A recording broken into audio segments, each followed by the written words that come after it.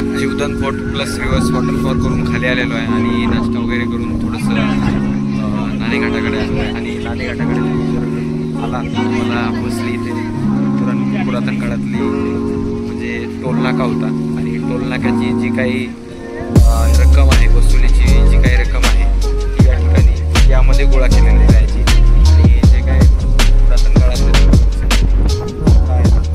लगभग जवळपास 5.5 फुटापर्यंत आहे. आणि या ठिकाणी तुम्ही जर या साईडला बघितलं या ठिकाणी नाणेघाट आहे आणि नाणेघाटचा पूर्ण व्ह्यू आहे बघू शकता. सर्व काही म्हणजे इथून जर तुम्ही लेफ्ट साईडला जर वरती गेला तर स्पेसिफिक एक पॉईंट आहे तुम्हाला बघण्यासाठी आणि खूप जास्ती हाईट पीकवरती आहे. आणि तिथून जर तुम्हाला नाणेघाट बघायचं असेल तर चांगल्यापैकी आहे. तुम्ही निश्चितच इथे भेट देऊ शकता.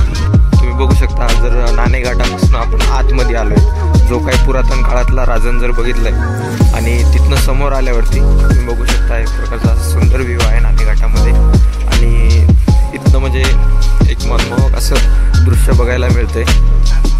तर तुम्ही जर जीवदान फोर्टला आलात तर निश्चितच नाणेघाट वगैरे करू शकता आणि रिव्हर्स वॉटरफॉलही करू शकता.